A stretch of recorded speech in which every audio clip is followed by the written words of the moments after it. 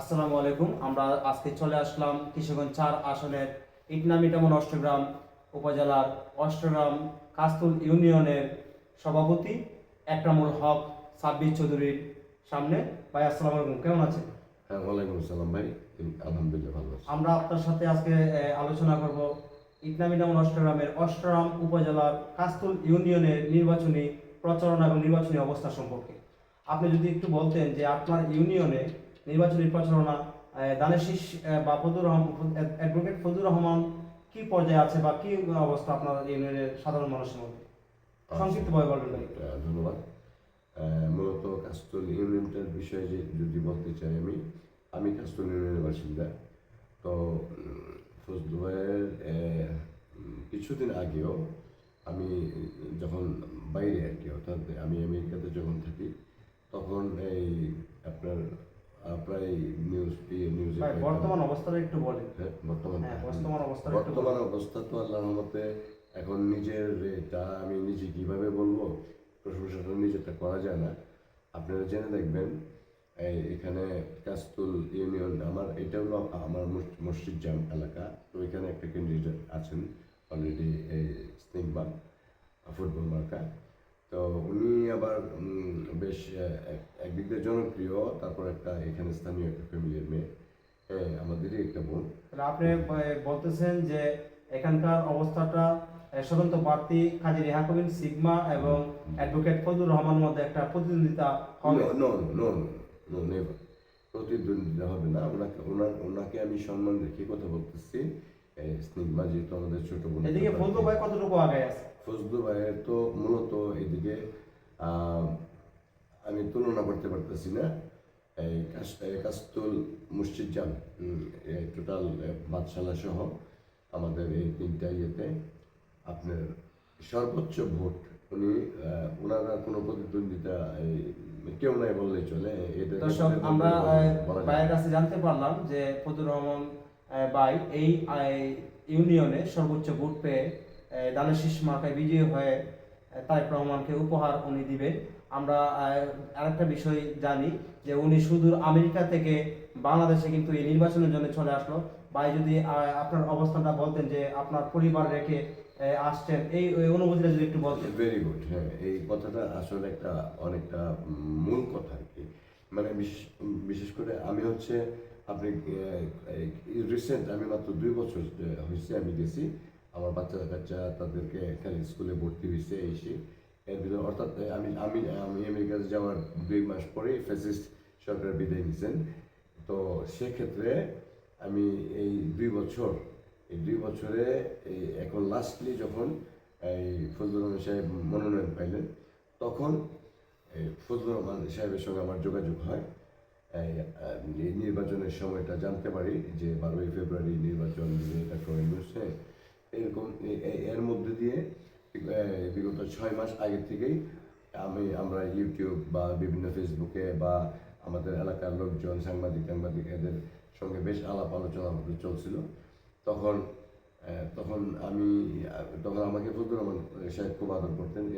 96 থেকে আমি ওনার খুব বিশ্বস্ত একজন কর্মী ছিলাম। উনি আমাকে কর্মী মনে করেন না, আসলে উনি আমাকে ভাই হিসাবে, ছোট ভাই হিসাবে আমাকে অনেক সম্মান করেন, আমাকে স্নেহ করেন। আমার বাপ মার সঙ্গে আমার বাপকে উনি অনেক শ্রদ্ধা করতেন। তো সেক্ষেত্রে ওনার প্রত্যেকটা ক্ষেত্রে আমি, যে আপনারা জেনে থাকবেন, এই অষ্টগ্রাম আগে লাস্ট আমি যাওয়ার আগে কিছুদিন আগে যখন একটা হামলা হয়েছিল আপনার ইয়েতে, এই অষ্টগ্রাম বড়বাজারে আওয়ামী লীগের ইয়েরা গুন্ডারা যে একটা মানে হামলা করছিল, এটা একেবারে সর্বোচ্চ খুব ভয়ঙ্কর একটা হামলা হয়েছিল, ওনাকে একেবারে মেরে ফেলার মতো। তো তখন মনে করেন উনি এটা নিজেই বলেন। তো এই জিনিসটা আপনার তখন আমি আমার জীবন বাজি রেখে আমি অষ্টমের কোনো নেতৃবৃন্দকে তখন আমি পাই নাই। তারা ভয়ে হয়তো বা যার আত্মগোপন করছে, যার যেখানে পারে। তারপর মনে করেন ওইখানে আমি ওনাকে সেভ করছে আমার জীবন বাজি রেখে।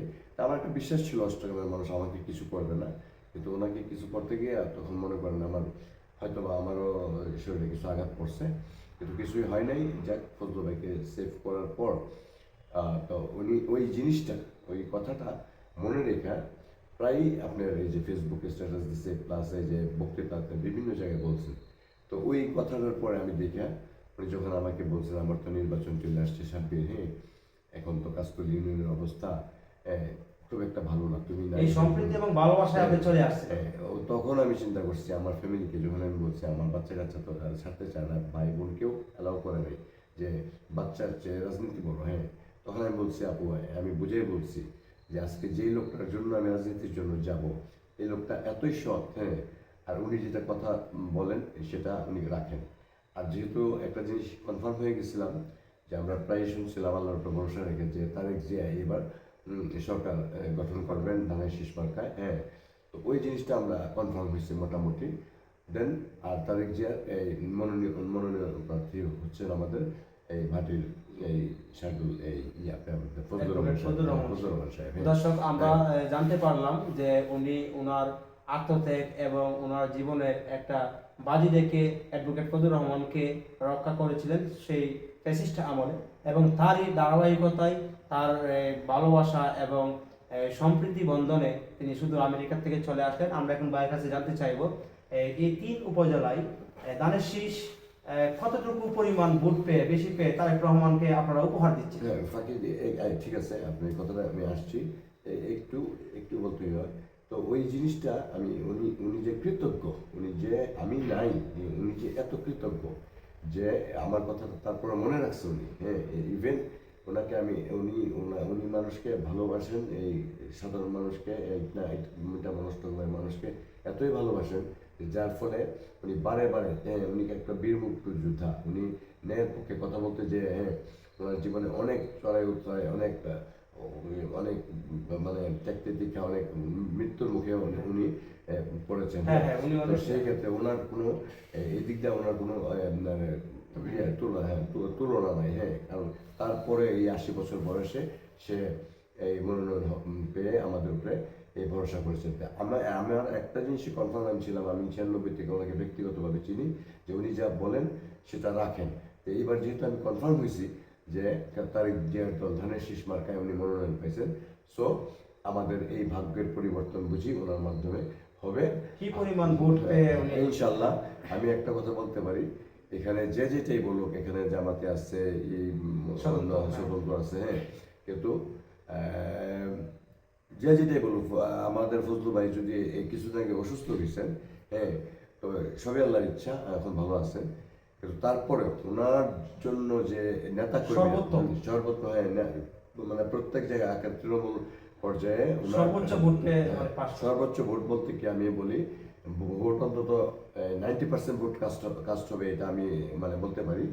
আর ওনার ভোটের কাছে কেউ মানে কাউকে কম্পেয়ার করার কোনো। ভাইয়ের কাছে একটা ছোট্ট প্রশ্ন, আমরা বিভিন্ন গণমাধ্যম এবং বিভিন্ন মিডিয়াতে জানতে পারছি যে এই বছর এই কিশোরগঞ্জ 4 আসনটাই হচ্ছে বাংলাদেশের একটা ফোকাস আসন, যে আসন থেকে যদি অ্যাডভোকেট ফজলুর রহমান বিশাল একটা ব্যবধানে তারেক রহমানের কাছে পৌঁছাতে পারে এবং বাংলাদেশ জাতীয়তাবাদী বিএনপি যদি দল গঠন করে বা সরকার গঠন করে, তাহলে একটা মন্ত্রিত্বের ব্যাপার সেপার আলোচনা হচ্ছে গোটা বাংলাদেশে, যে তাই অ্যাডভোকেট ফজলুর রহমানকে একটা গোটা মন্ত্রিত্বের দায়িত্ব দেওয়া হবে। এই বিষয়ে আপনার অনুভূতি বা আপনার কতটুকু বিশ্বাস? হ্যাঁ ডেফিনেটলি, বিকজ উনি যার উপদেষ্টা ছিলেন, উনি ছিলেন আমাদের 3 বারের সাবেক প্রধানমন্ত্রী দেশমাতা বেগম খালেদা জিয়ার উপদেষ্টা।